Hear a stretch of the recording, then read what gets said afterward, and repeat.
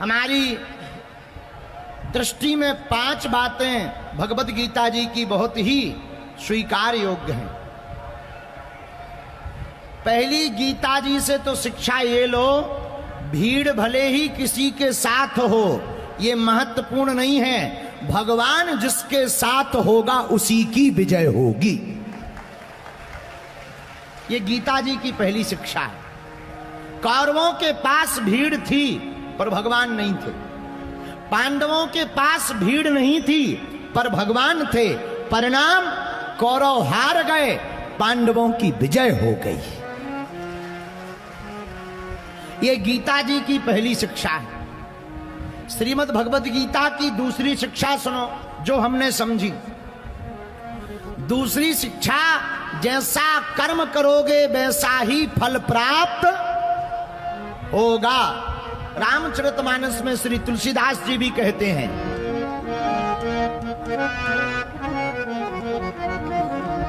कर्मो प्रधान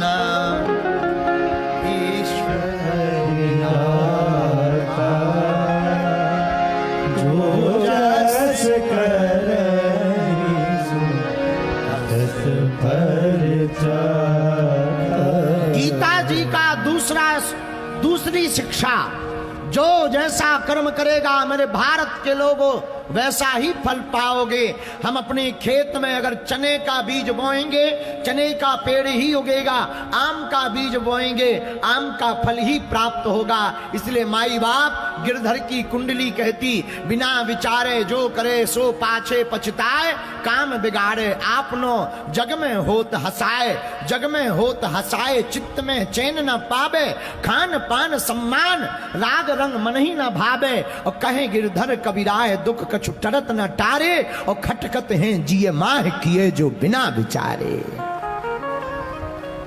इसलिए भैया भगवत गीता का दूसरा सूत्र याद करना, जो जैसा कर्म करेगा वैसा ही फल पाएगा।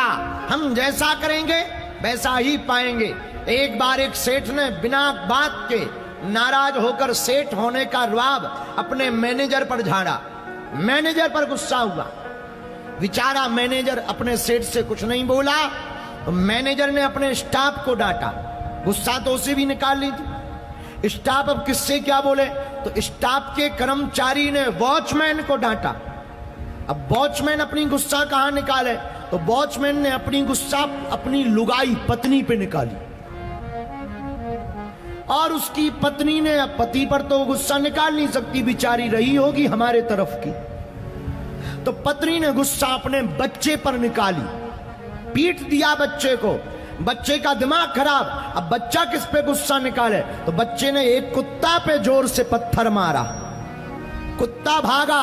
अब कुत्ता किस पे गुस्सा निकाले, एक आदमी सामने मिला, उसी को काट दिया, और जिसे काटा था वो कोई और नहीं, उसी कंपनी का मालिक था।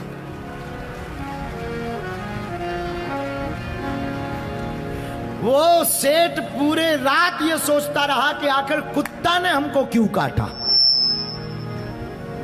पर उसे पता ही नहीं चला कि आपने जो कर्म किया उसका परिणाम आपने भोगा। मेरे पागलो, जो जैसा कर्म करेगा वैसा ही फल।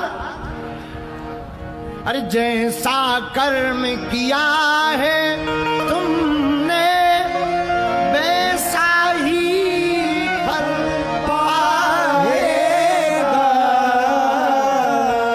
जैसा कर्म किया है तुमने माई बाप वैसा ही फल पाएगा। आप जैसा कर्म करोगे मेरे प्रियजनों वो फल पाओगे। याद रखना, जो जैसा करता वो भोगता है। हमको लगता है कि हम बुरा कर रहे, कोई देख नहीं रहा। अरे भैया, ठटरी के बरे दुनिया नहीं देख रही, वो बात अलग है, पर देखने वाला तो देख रहा है। हमें लगता हम ऐसा कर रहे कोई नहीं देख रहा। अरे तुम्हारे कहने से देखने वाले भगवान तो देख रहे। बोलो जय सिया राम, जोर से बोलो, और जोर से बोलो। भगवान तो देख रहे हैं। ऐसे समझो, एक बार एक आदमी चला जा रहा था कुरुक्षेत्र का। रास्ते में दिल्ली जाते समय आम का बाग दिखा। किसका बाग? आम का। उसने सोचा आम का बाग है, बहुत बढ़िया है। तो रास्ते में जब दिल्ली जा रहा था आम का बाग दिखा, वो आम के बाग में चला गया। लेकिन देखा किसने? आंखों ने। किसने देखा? जोर से बोलो। आम का बाग देखा किसने? आंखों ने देखा तो, पर आंखें चल नहीं सकती, तो देखा आंखों ने, चले पैर। चला कौन? पैर। लेकिन पैर बाग तक तो पहुंच गए, पर आम तोड़ नहीं सकते। देखा आंखों ने, चले पैर, तोड़ा हाथों ने। किसने तोड़ा? हाथों ने। लेकिन हाथ तोड़ तो सकते पर खा नहीं सकते, तो तोड़ा हाथों ने, खाया मुंह ने। किसने खाया? मुंह ने। अच्छा, मुंह खा तो सकता है पर रख नहीं सकता, रखा पेट ने। इतने में आ गया उस बाग का माली। उसने कहा चोरी कर रहे सो 4 डंडा फटकारी। पिटी बेचारी पीठ। देखा आंखों ने, चले पैर, तोड़ा हाथों ने, खाया मुंह ने, रखा पेट ने, पिटाई पीठ की हुई। बताओ, ऐसा कहीं हो सकता? पीठ का पूरी कहानी में लेना देना नहीं है, पर पिटी पीठ। लेकिन भैया, कर्म का फल महान होता है। पिटी जरूर पीठ, पर जब लाल पड़ गया तो रोई आंखें, क्योंकि देखा आंखों ने था। किसने देखा था? तो जब पिटाई जोरदार हुई तो कौन रोया?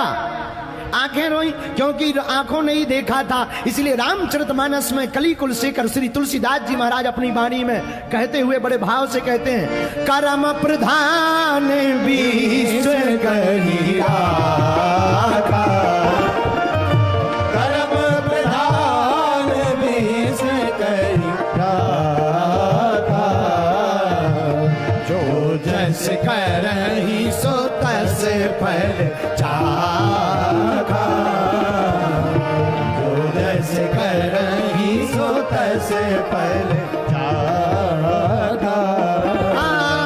श्री राम जय राम, श्री राम जय राम, जय जय राम, श्री राम जय राम, जय जय राम, श्री राम जय राम, जय जय राम। यह गीता जी की दूसरी शिक्षा है मेरी आत्माओं। पहली शिक्षा है कि भीड़ के साथ नहीं, हमें भगवान के साथ होना चाहिए। दूसरी शिक्षा, कर्म के फल से डरना चाहिए, इसलिए बिना विचार करके कर्म नहीं करना चाहिए। श्रीमद् भगवत गीता जी की तीसरी शिक्षा, सार ले लीजिए 5 बातों में। पूरी गीता जी का सार 5 बातों में बताएंगे। तीसरी शिक्षा क्या है?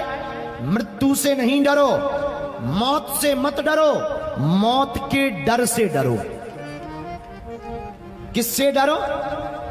मौत से मत डरो, क्योंकि जिसका जन्म हुआ वो मरेगा, जो जन्म लेगा वो मरेगा।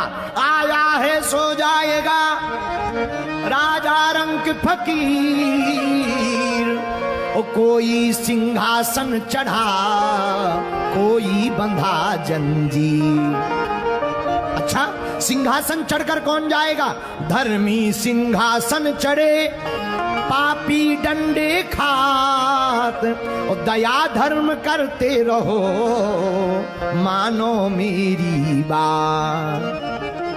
इसलिए पागलो, हमें मौत से नहीं डरना, मौत से नहीं डरना, मौत के डर से डरना। मौत का डर मौत से ज्यादा खतरनाक है। मेरे पागलो, हम लोगों को ऐसी जिंदगी जीनी चाहिए कि जब कभी मौत आए तो वो भी शर्मा जाए, मैं किस बादशाह को लेने आई हूं। बाबा तुलसीदास कहते, जब तू आया जगत में, जग हंसा तू रोए, और कुछ करनी ऐसी कर चलो, तू हंसे जग रोए। ऐसा काम करके मरना। कौन सा काम? दुनिया वाले रोते रहें, हम हंसते हुए मौत को गले लगाएं। मौत तो शाश्वत सत्य है। एक संत कहते थे, मौत की भी मौत आएगी जब मेरी मौत आएगी। मौत की भी मौत आएगी जब मेरी मौत आएगी। भैया मरना तो तय है।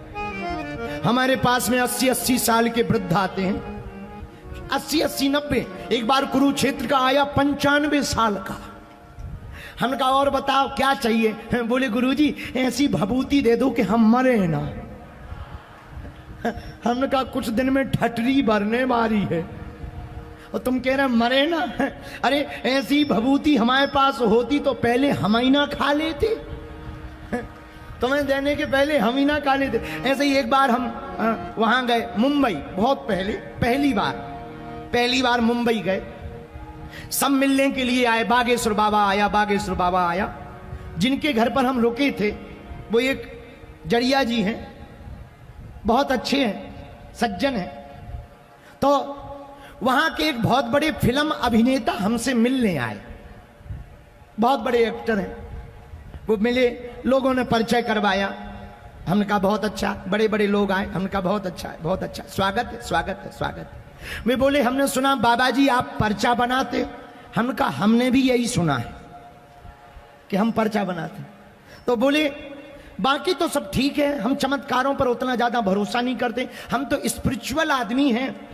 लेकिन हमने सुना आप पर्चा बनाते हो, हनुमान जी की कृपा है।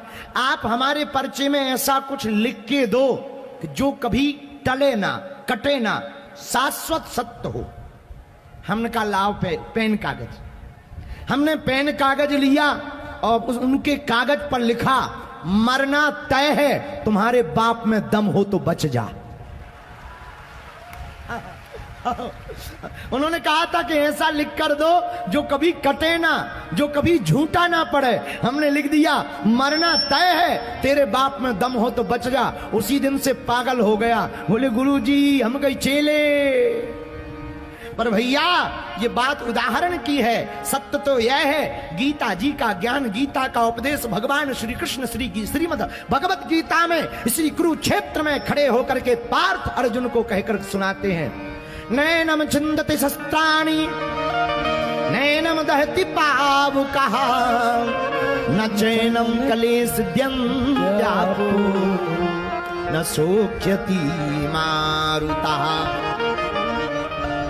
भगवान श्री कृष्ण कहते अर्जुन आत्मा को ना कोई मार सकती है, ना कोई जला सकती है, ना कोई काट सकता। आत्मा तो शाश्वत है, मरता क्या है? माया मरी न मन मरा, मर जाए शरीर, आशा तृष्णा ना मरी, कहे गए दास कबीर। शरीर मरता, जैसे नए कपड़े पहनने के लिए हम लोग पुराने कपड़े लेते हैं, वैसे ही आत्मा भी नया शरीर लेने के लिए पुराना शरीर छोड़ती है। इससे सत्य है कि हमें मरना नहीं, मरता तो शरीर है, लेकिन हम लोग फिर भी हैरान हैं। देखो कितनी गजब बात, मरना सबको है पर मरना कोई नहीं चाहता। मरना सबको है, मरना कोई नहीं चाहता। हम तो भैया एक ही बात कहेंगे, अरे मरना तो है ही है, पर काम कुछ ऐसा कर जा, मरने से पहले यार इस जग में अपना नाम रख जा। ये तीसरी शिक्षा श्रीमद् भगवत गीता की, क्या? मृत्यु से ना डरे, मौत के डर से डरे। चौथी शिक्षा कौन सी? रोगी नहीं, भोगी नहीं, कर्मयोगी बनो। क्या बनो? जोर से बोलो, कर्मयोगी। रोगी मत बनो, न भोगी बनो, कर्मयोगी बनो। जो कर्म करता है, बुरा ना मानना, कर्म करोगे धक्के लगेंगे, पर ठोकरें ही इंसान को महान बनाती है। ठोकरें खाने से घबराओ मत, कोई धक्का लगे घबराओ मत। शेर जब लंबी छलांग लगाता है तो शेर की एक आदत होती है, वो कुछ पग पीछे आता है, पहले पीछे आता है, फिर लंबी छलांग लगाता है। अगर ठोकर लगे तो यही समझ लेना चाहिए हम कुछ पग पीछे आ गए हैं, मतलब अब लंबी छलांग लगाने वाले हैं। हमारे पूज्य दादा गुरुजी कहते थे, बेटा दुख का झूला जितना पीछे तक जाएगा, सुख का झूला उतना ही आगे आएगा। इसलिए डरो मत, कर्म करो, डरो मत। मेरे पागलो, जो कर्म में से जीता है, कर्म करता है, वही इस दुनिया में महान होता है। और ठोकरें खाकर अगर तुम डर गए, बुरा ना मानना। राम जी बन को गए, राम जी बन गए सो बन गए। राम जी बन गए सो बन गए। न राम जी बन जाते, न राम जी भगवान बन पाते। राम जी बन गए इसलिए वो बन गए। इससे सिद्ध होता है कि अगर हमें ठोकरें लगे तो घबराना नहीं है। माई बाप एक कथा है बहुत प्यारी। एक बार एक मूर्तिकार से एक व्यक्ति ने कहा, हमें एक पत्थर की मूर्ति चाहिए। उसने कहा मिल जाएगी, डेट दे दी, इस तारीख को आ जाना। मूर्तिकार ने 2 पत्थर लिए, पहले पत्थर पर छेनी रखी, हथौड़ा से मारने लगा तो वो पत्थर रोने लगा। क्या बात है भैया, हमें बहुत दर्द हो रहा। हथौड़ा मत मारो, छेनी मत मारो, हमें दर्द हो रहा, हमें नहीं बनना भगवान, हमें मूर्ति नहीं बननी, हमें मत बनाओ। जब ज्यादा रोने लगा तो मूर्तिकार ने कहा भाड़ में जाओ, छोड़ दिया उस पत्थर को। दूसरा पत्थर लिया, उस पर छेनी हथौड़ा मारा, वो दर्द सहता रहा। जब वो पत्थर दर्द सहता रहा, सहते सहते वो पत्थर से परमात्मा बन गया। जिसने मूर्ति तय की थी वो दी हुई तारीख पर आया, उसने मूर्ति क्रय की, उसका भुगतान दिया, मूर्तिकार के रुपया जमा किए, मूर्ति ले जाने लगा। लेकिन जैसे ही मूर्ति ले जाने लगा तो बाहर पड़े पत्थर टूटे पर पत्थर पर नजर आई, ये वही पत्थर था जो दर्द के मारे रो रहा था। तो ले जाने वाले मूर्तिकार ने कहा कि ये क्या है? मूर्तिकार बोला ये पत्थर है, ये दर्द सह नहीं पाया, इसलिए ये परमात्मा बन नहीं पाया। तो मुस्कुराता हुआ जो मूर्ति ले जा रहा था मंदिर की, वो बोला ये पत्थर भी हमको दे दो। बोले क्यों? बोले परमात्मा रूपी मूर्ति अंदर जाएगी तो नारियल फोड़ने की जगह भी तो कोई पत्थर चाहिए। वो पत्थर भी ले गया, मंदिर में मूर्ति बैठा दी, बाहर पत्थर रख दिया। अब जो भी आवे जय माता दी, जय बजरंग बली, फट फट मारे। तो अंदर जो मूर्ति बना हुआ पत्थर था वो चिल्लाकर बोला, अरे मूर्ख, उस दिन अगर तूने हथौड़े की चोट सहेली होती, तू आज हमारे जैसी पूजा करवाता होता। अब चोट भी खा रहा और किसी काम का नहीं। बोलो जय सिया राम। इसलिए ठोकरों से घबराना नहीं है माई बाप, ठोकरें इंसान को महान बनाती है। बुरा ना मानना, सबरी ने इंतजार किया तो राम जी मिले, प्रहलाद ने दुख सहा तो भगवान नरसिंह मिले, मीरा ने विष का प्याला पिया तो भगवान कृष्ण मिले, सूरदास ने धक्के खाए तो गोविंद मिले। जिसने भी चोट खाई, इस भारत में विचित्र स्थिति है, महावीर के पीछे कुत्ते छोड़े गए। स्वामी रामकृष्ण परमहंस को पागल कहा गया, तुलसीदास जी की परीक्षाएं ली गई, कारागृह में जेल में डाला गया। लेकिन मेरे पागलों, जिन जिन ने भी संघर्ष किया, जिन जिन ने भी संघर्ष के दिनों में अपना आपा नहीं खोया, अपने जीवन में धैर्य नहीं खोया, वही इंसान इस दुनिया में महान बना है। यह श्रीमद् भगवत गीता का तीसरा उद्देश्य है, तीसरी शिक्षा है श्रीमद् भगवत गीता की। क्या? रोगी नहीं, भोगी नहीं, हमें कर्म योगी बनना। भगवत गीता की चौथी शिक्षा सुनो। झूठ का शोर अस्थिर है, सत्य का रूप स्थिर है। झूठ बोलने वाला प्रभाव दिखाकर कुछ देर के लिए अपना बना सकता है, पर सत्य पर चलने वाला सदा अपना बना रहेगा। इसलिए हमने कल कथा में कहा था, किसी को प्रभाव से अपना मत बनाओ, किसी को बनाना ही है ना तो अपना स्वभाव से अपना बनाओ। यह गीता जी का चौथा उद्देश्य। श्रीमद् भगवत गीता जी का पांचवा, मेरे प्रियजनों, पांचवी शिक्षा अगर आपको श्रीमद् भगवत गीता की जाननी है, वो भी बड़ी अद्भुत है। पांचवी शिक्षा ठाकुर जी कहते हैं, हे पार्थ, सब कुछ भगवान को ही मानो।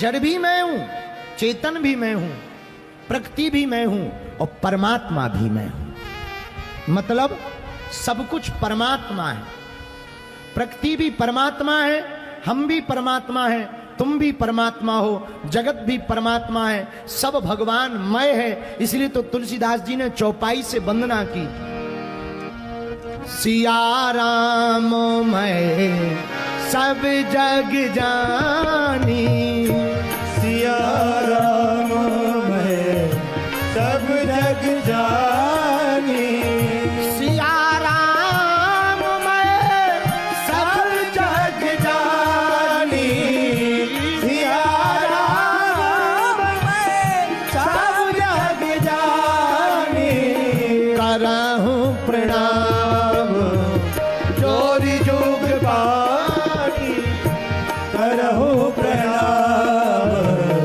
जोई जुग पानी, श्री राम जय राम, जय जय राम, श्री राम जय राम, जय जय राम, श्री राम जय राम, जय जय राम। इसलिए मेरे पागलों, मेरे प्रियजनों, श्रीमद् भगवत गीता की यह 5 शिक्षाएं हमें याद रखना।